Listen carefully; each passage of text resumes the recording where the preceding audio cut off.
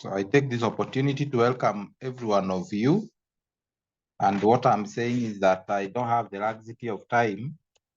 Keep on waiting for others to join. I think it is time that we start our class. I hope your week has been good. Mine has been okay. And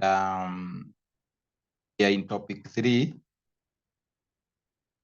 Going to look at a strategic perspective of public relations.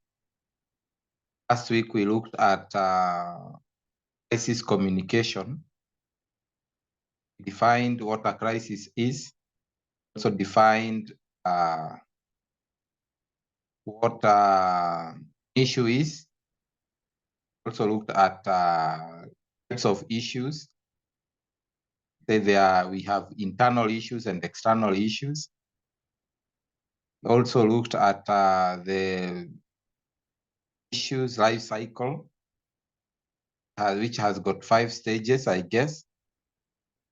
Apart from that, we also looked at crisis communication plan, and it was good. It was good. Today, I want us to look at strategic perspective of public relations. I'll be sharing my notes with you so that at least we can do what? We can following up. I hope you can see my notes. Susan, can you see my notes? Susan Nyumba. Are my notes visible from your end?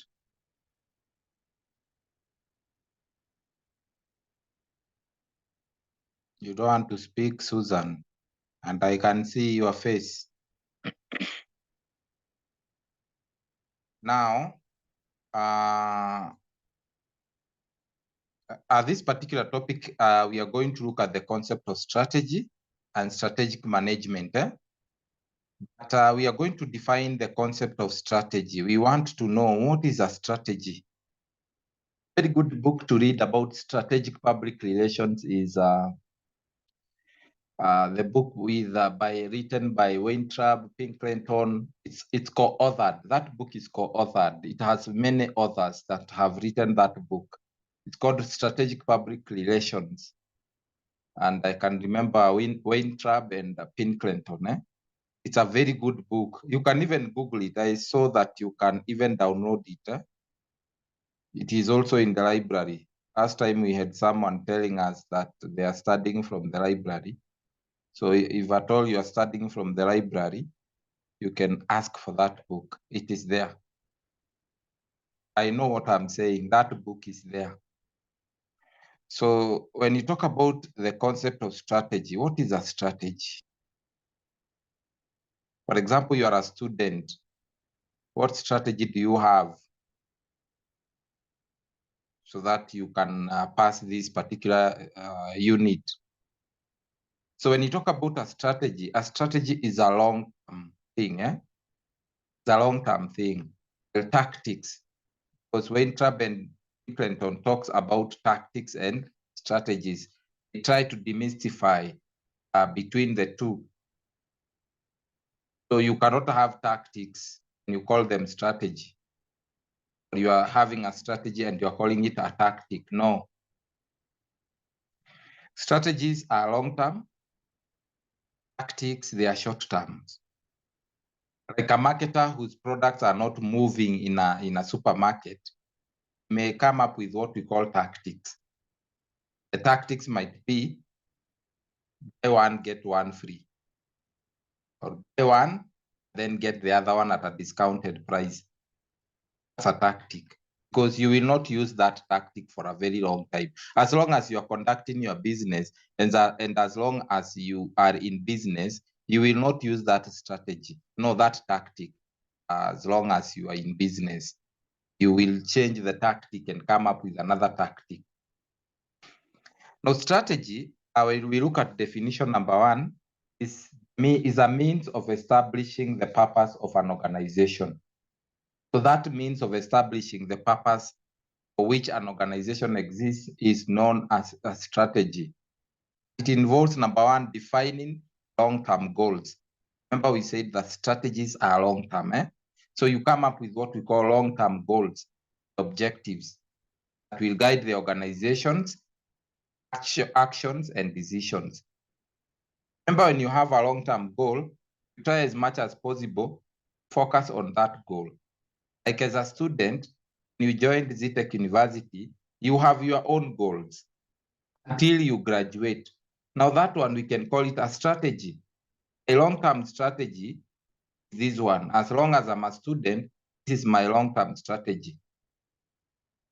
So strategy is set direction for the organization. They provide a framework for decision-making. Provide a framework for decision-making. So when you have a strategy, you come up with a framework. If you're a student and you know, my goal is to get an A or a distinction, then you have to come up with a strategy. This strategy has to work. If it is not working, look for another strategy until you complete your diploma. Now that is that is what we call strategy. They are long term. They exist as long as the business is existing. Number two definition says that strategy defines the competitive domain of a firm. If you're an organization, a strategy defines a domain, your competitive domain. It involves determining specific business or market in which the organizations should operate.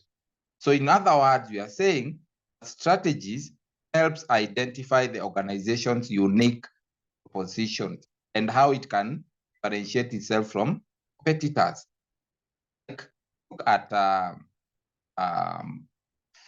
some organization like banks.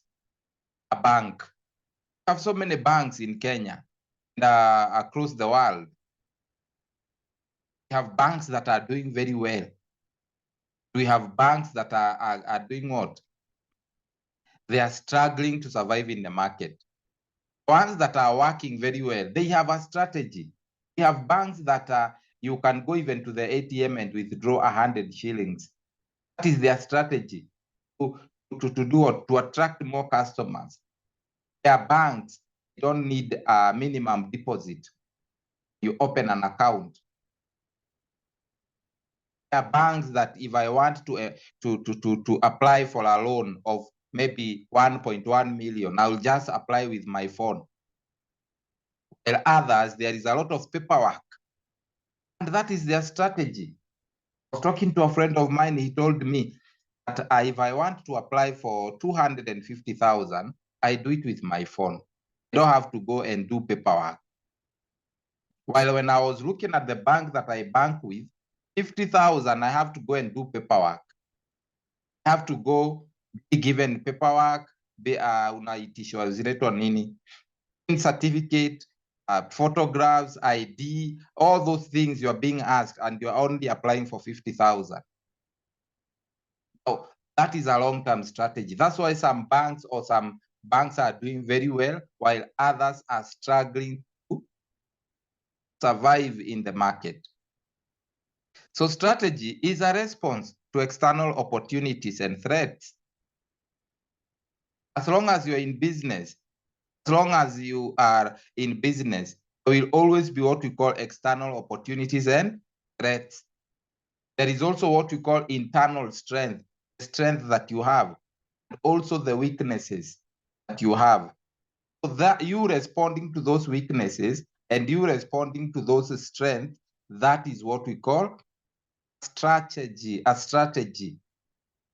And the strategy we are saying that strategy is a response to external opportunities and threats and internal strengths and weaknesses that affect the organization. Let me give an explanation of in a layman's language. Let me give an example of you as a student, because that is the level that you are in. Maybe when you joined the university, you have a goal. People who are doing a diploma in hospitality management, those who are doing diploma in communication, in communication and media studies, those who are doing diploma in human resource management and so on and so forth. When you chose that particular course, of course, you have a strategy, a long-term strategy. Of course, you have a vision, which actually vision and mission are part of a long-term strategy. You see yourself being the next human resource, Safaricom Kenya Limited. That's a vision. That is part of a long-term strategy. Now, as an individual, you have your own weaknesses.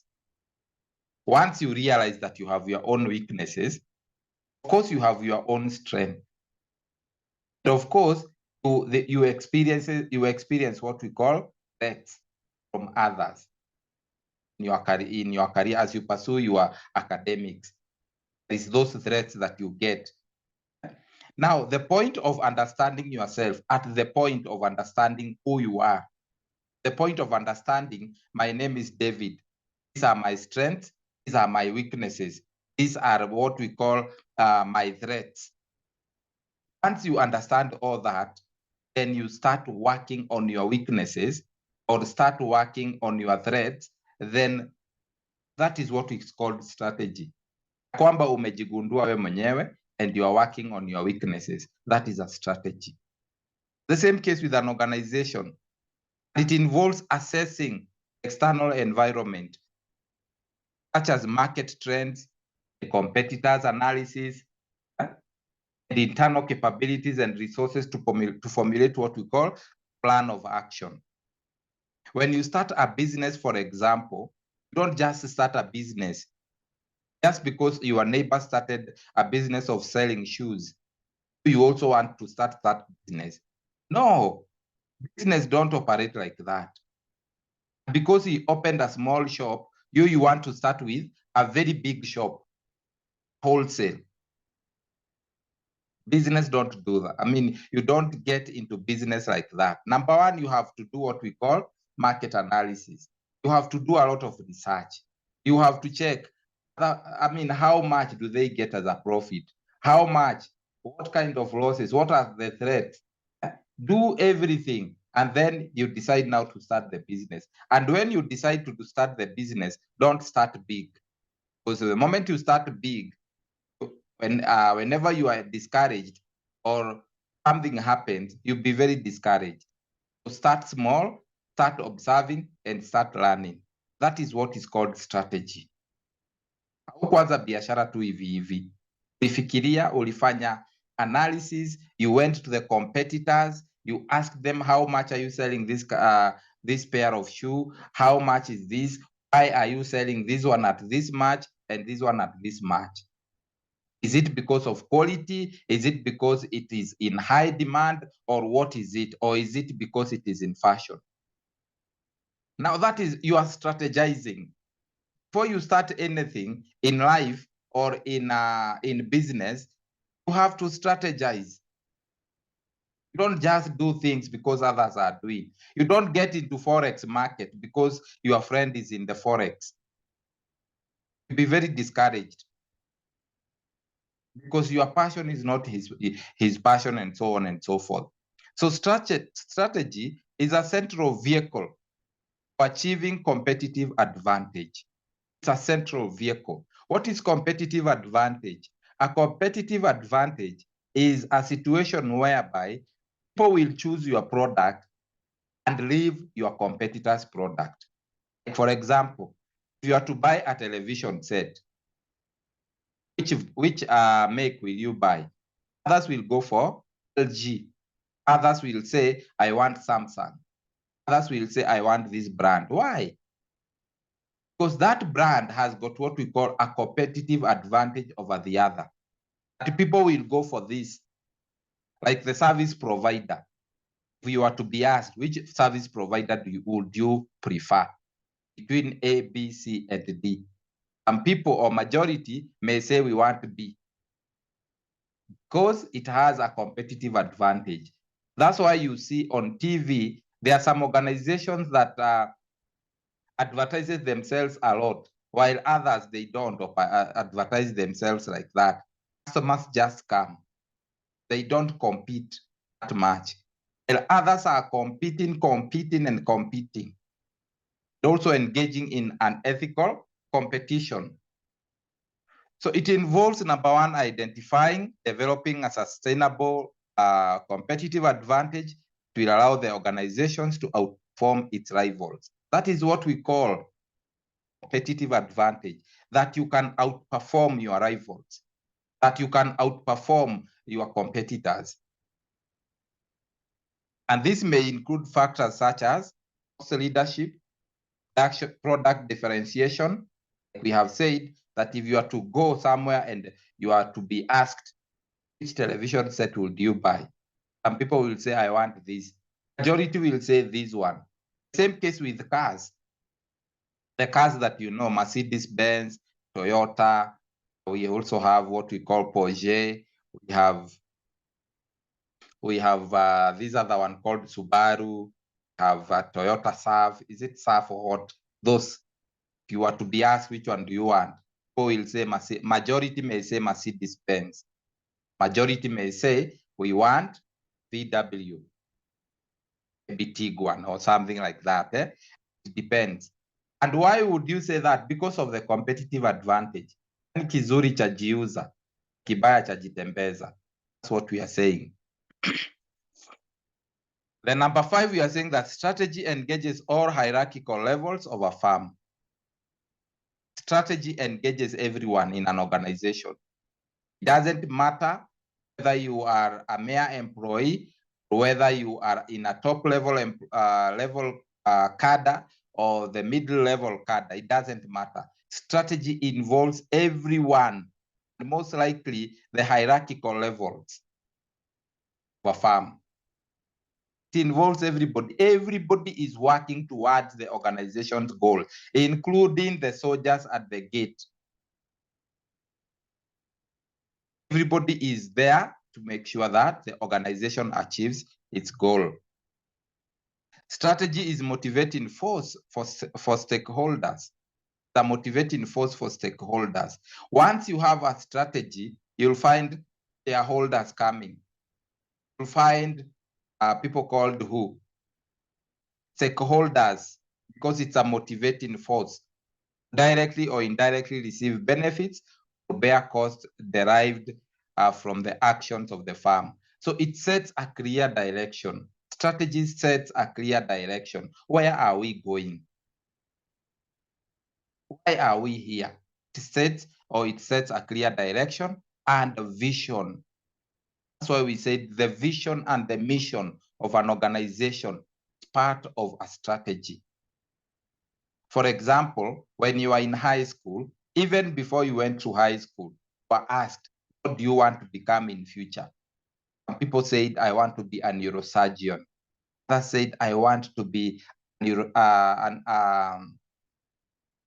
these are the word. I want to be an engineer. Is it aeronautic? Something like that, engineer. I want to be doctor. I want to be this. I want to be that. That was your mission. Along the way, you lost your vision. Start now saying, I want to be this and I want to be that. While others, they stuck to their vision. Now they are living their vision.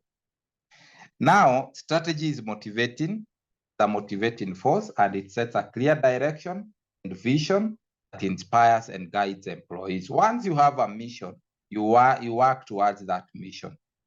And this vision, it guides the employees. Tunafanya kazi ndio to achieve hii goal. Like the vision of the mission of a certain university might be the best university in Central and East Africa. That is their vision. That is their mission. So they will work hard to ensure that they achieve that particular vision. So strategy communicates the organization's values. Strategy communicates the organization's purpose. Strategies communicates the desired outcome, fostering commitment and engagement. That's a strategy. I happened to be called for a certain meeting, and in this meeting, we were talking about their strategic plan. Organizations usually have strategic plan. How are we going to achieve this? A strategic plan is a plan that you make to achieve some certain goals. Like you can have strategic plans in an organization, how you are going to ensure it's a tracking company that by the end of the year, 2027, in 2024, 25, 26, 27, 29, you give, maybe you can develop a strategic plan of 5 years up to 2029.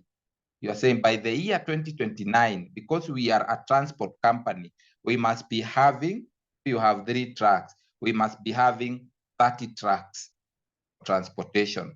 By the year 2029, because we are operating on a very small field, we will extend our field so that it can accommodate 100 trucks. By the year 2029, this is what we are going to do. This is what we are going to do. We'll expand our market. We will diversify our market up to the whole of Africa. That is the strategy that you have. So sometimes you can have a strategic plan. When a strategic plan expires, you develop another one. You can have a strategic plan for 10 years, 20 years, or 5 years. Just like Kenya, we have a strategic plan. And this strategic plan is called Vision 2030. It's a strategic plan. They are saying by the time we get to year 2030, this is what will happen in our medical sector. This is what will happen in our health sector. That is it. This is what will happen as far as education is concerned. As far as transportation is concerned, this is what will happen by the year 2030. There is a strategic plan. Kama Kenya iko na strategic plan, si hata wewe utengeneze yako. If Kenya, a whole country can have a strategic plan, then you as an individual should also have a strategic plan. So perspective of a strategy, that's where we are. Those who are following, I hope you are writing notes. And I'm wondering where others are. Those who are in class, can you kindly tell others that the class has already started? I've seen someone texting me on WhatsApp. When is the class starting? What time? So perspectives of strategy. Number one, we have what we call linear strategy. Linear strategy.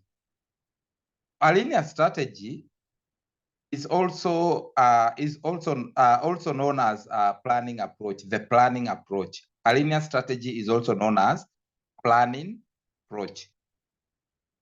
It emphasizes a methodical sequence, sequential planning process, and a PR strategy development.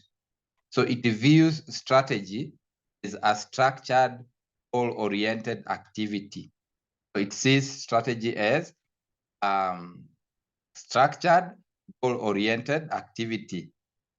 The focus on rational decision-making.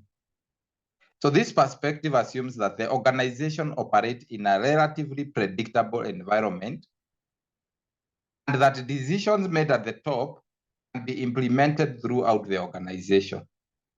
That's why it is called linear strategy. Linear strategy assumes that organizations operate in a relatively predictable environment. But decisions made at the top can be implemented throughout the organization. For example, there are so many things you can, before you start a business, there are so many things you can think of. You can predict. For example, bearing in mind the economic status of many countries and many nations, you can predict by, if I'm starting the business right now, the next like 3 years, products are going to be very expensive. The dollar, because of the dollar, the cost of the dollar. As we speak right now, the cost of the dollar is 160 something. So you can imagine in the next 3 years, either the dollar will remain to be 106. Of course, it is not going to be, it's not going to go down. It's going to go up. In the next 3 years, you can predict the dollar will be about maybe 200 and something, 200. At least you can predict.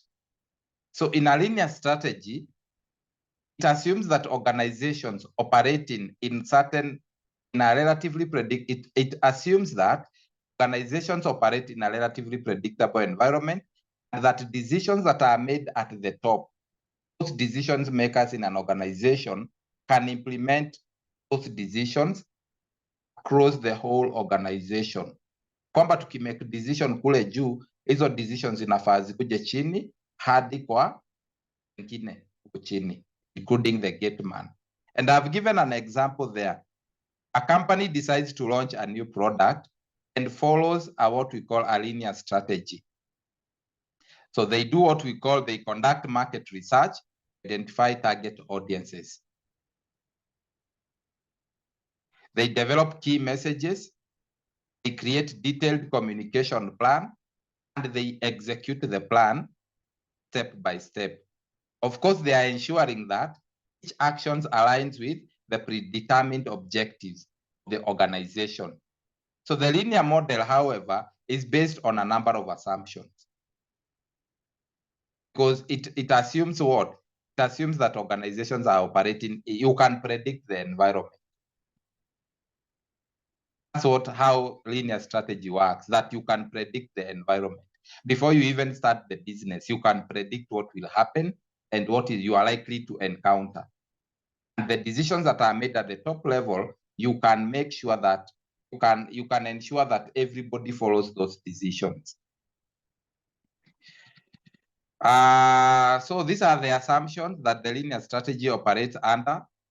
It assumes that organizations need to be structured in a formal way that all decisions made at the top level can be implemented throughout the organization.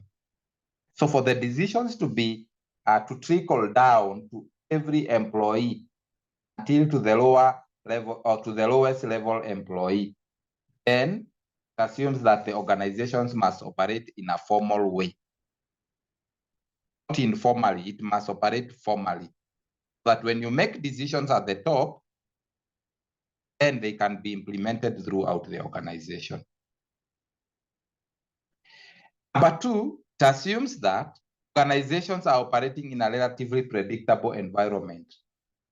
There are those things that you can predict when it comes to businesses. With these harsh economic times, there are so many things you can predict.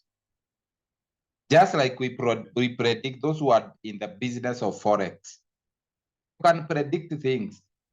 You can predict that this one is going to rise, this one is going to go down. You can do prediction. Those who are in financial markets, you can predict a lot of things. Those who have bought shares, you can predict what will happen. That's how linear strategy works. Then if you can predict, then you prepare yourself. Just like these people who do betting, you see, you predict that this team will win.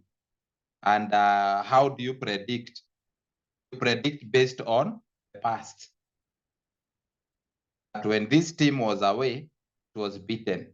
It was home, it beats this particular team. And many times when this team is away, it is usually beaten.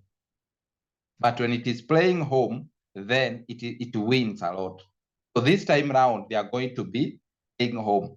And there is a likelihood that they will win. And you place your bet. That is what we call linear strategy. But now that is at the lowest level. In organizational level, the organizations can predict what will happen. Like, for example, COVID-19. As we speak right now, organizations have prepared themselves very well. But in case another wave like COVID-19 comes, it doesn't necessarily have to be COVID-19. Kama kutakuwa na ugonjwa ingine like COVID-19, then it means that organizations will be prepared for that. They have a strategy. And they have made sure that decisions that have been made there are trickling down to the lowest level employees. Number 3, we are saying that managers are assumed to act in a more or less rational manner and have access to the necessary information. So it assumes that for us to operate that way, then everybody or the managers needs to be given information. You know, sometimes when you work in an organization, there are some things that you don't get, crucial information that you cannot get about the organization. So this linear strategy simply means for us to make decisions at the top, for us to ensure that every employee, including those employees in the lowest level, the organization, have the information so that we can be able maybe act in case of anything. Then it assumes that those managers have access to information so that they can be able to pass this information to their employees, so that these employees can be ready in case of COVID-19 or any other thing that is coming. Remember, when you talk about linear strategy, that you can be able to predict what will happen next.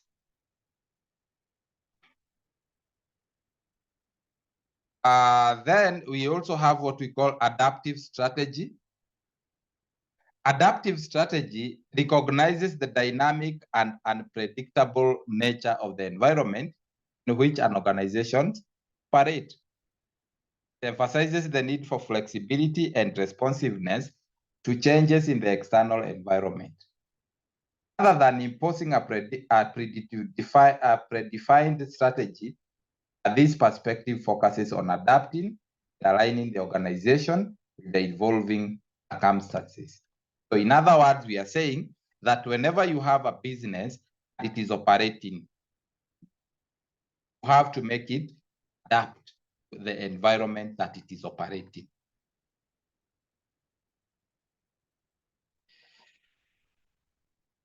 For example, somebody told me this, I think I should Google this. Somebody told me this.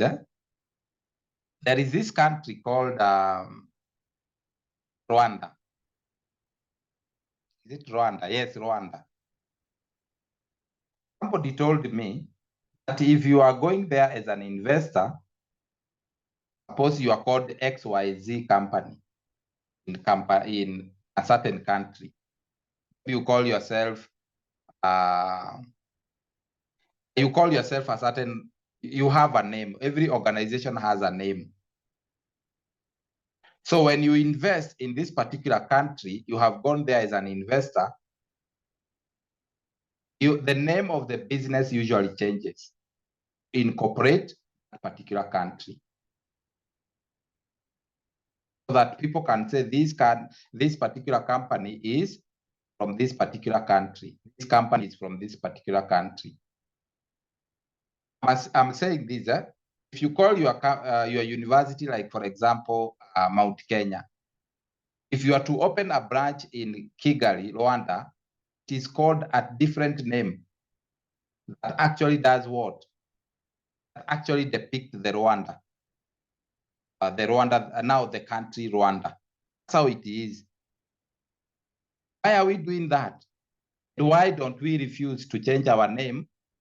We remain. If it's Mount Kenya University, if you go to Rwanda, you call yourself this name.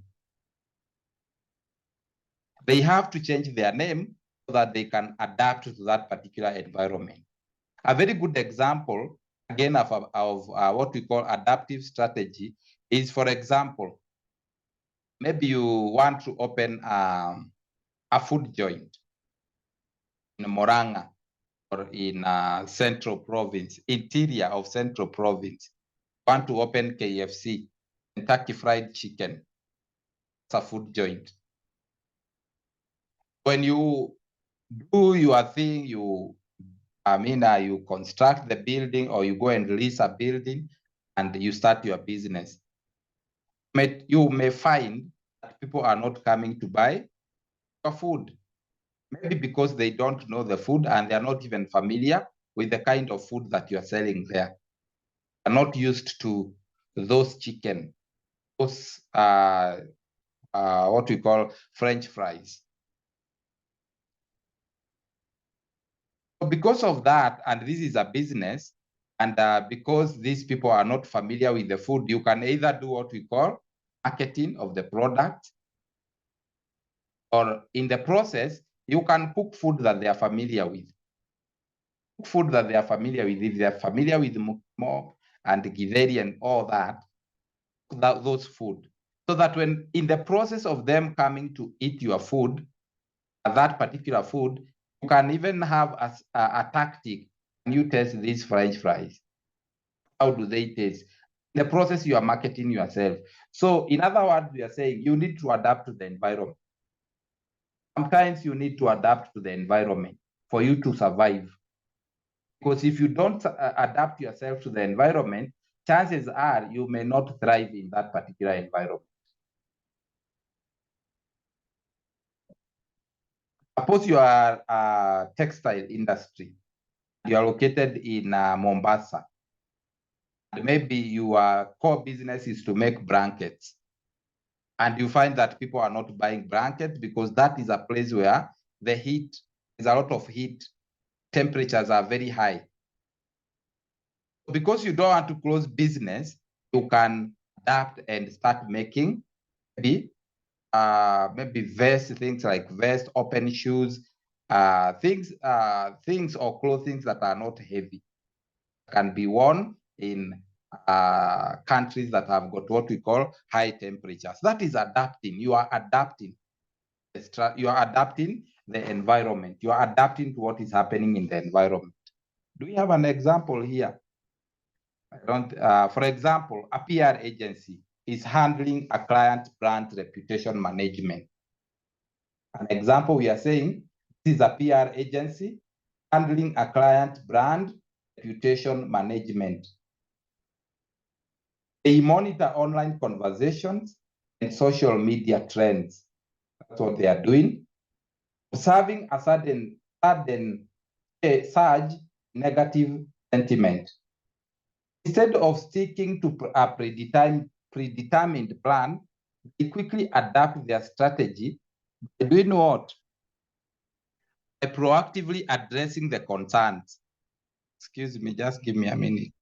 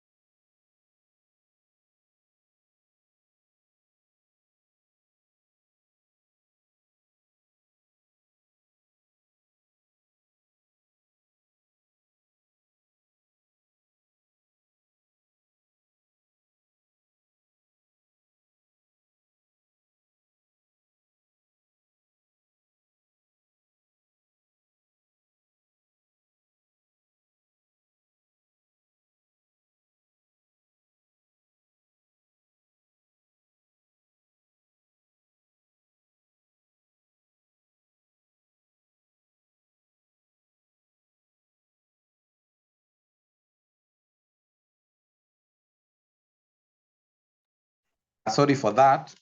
We were looking at adaptive strategy, and we said that a PR agency handling a client's brand reputation management, they monitor, for example, what we call online conversation. Because if you are a person who have been, just give me a minute.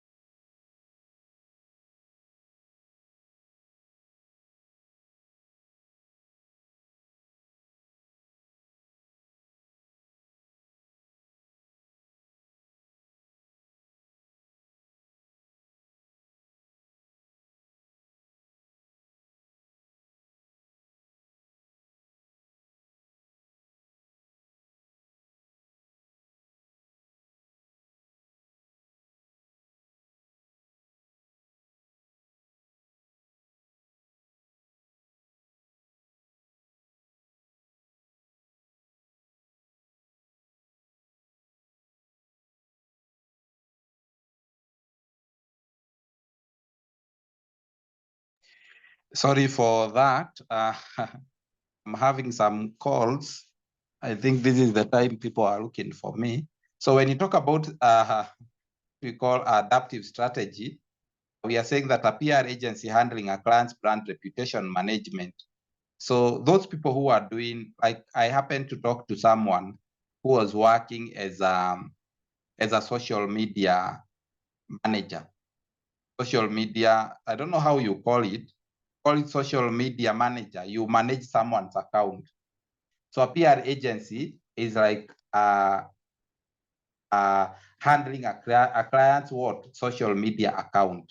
So they monitor some online conversation. And when they are monitoring this particular conversation and social media trends, and observing certain surge in negative sentiment, and instead of sticking to the predetermined plan, they quickly, because they have a plan, in case they see this kind of a conversation or this negative, what we call surge in negative sentiments, there is a certain plan they are supposed to follow to deal with that plan. So instead of doing that, they quickly adapt their strategy by proactively addressing the concern. Instead of following that particular plan, you change your strategy, you change your tactic. Now, engaging with the audience. So they decided to call the audience and engage with the audience. And they revising their messaging to address the emerging issues. So in other words, when you talk about an adaptive strategy is, this is how you had planned to deal with an issue. But now you decide, I will not deal with it according to my plan. Let me adapt a new way of dealing with the problem. So that is what we call adaptive strategy. For example, during COVID-19, many organizations were closed down, especially learning institutions. Some of them went online. Imagine these online classes they become what we call they become rampant during COVID-19. I remember I was a student somewhere, and I was learning online. I did even my exams online. In short, we are saying that you adapt. Something has happened. Instead of doing things according to the way you do it, now you adapt to the environment. Because many organizations closed down, especially learning institutions, but those that were very good, they came up with what we call online classes. And nothing stopped. They continued teaching until right now.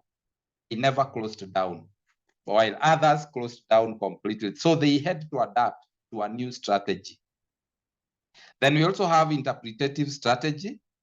The interpretative strategy, it emphasizes the role of organizational culture. It emphasizes the role of organizational culture. It emphasizes the role of individual values. It also emphasizes on the role of perception in shaping what we call PR strategy.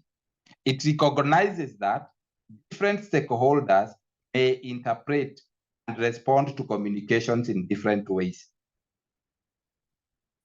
This perspective emphasizes managing relationships with stakeholders based on understanding on their perspective and values.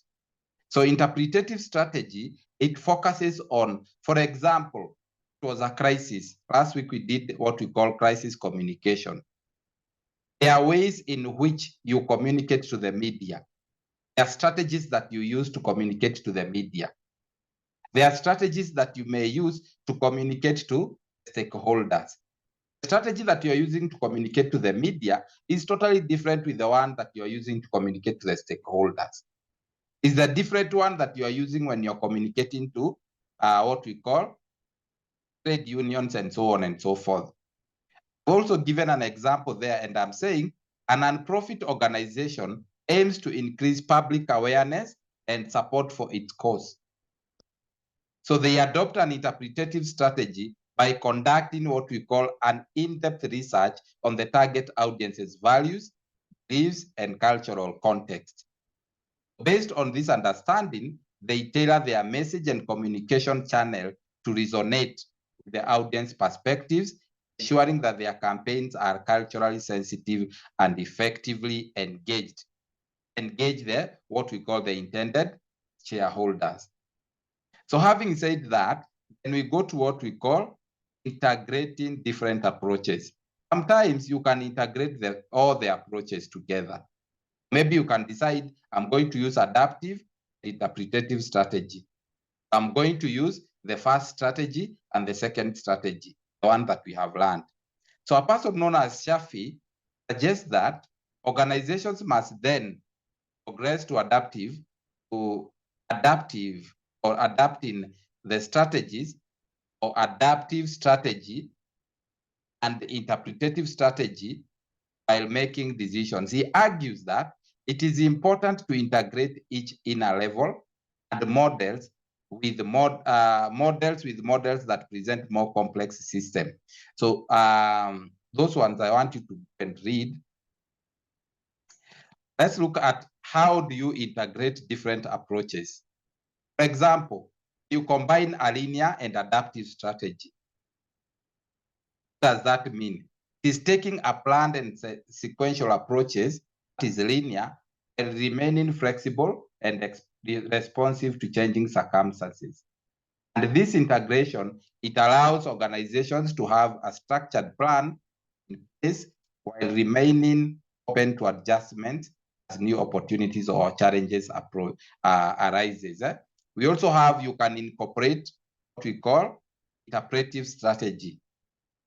Then lastly, you can apply different approaches at different levels. So then we also have the levels of strategy. We have corporate strategy. And corporate strategy is one level that is concerned with type of business a company as a whole should be in, and is therefore concerned with the decisions of scope. It may also be concerned with decisions regarding accusations of business or with the allocation of resources between a company. I also want you to read on business or competitive strategy, operational or functional strategy, which I will provide notes for. Unless there is a question, I will stop at that point. Any question? I will stop at that point to give you time to do the activities. Na swali?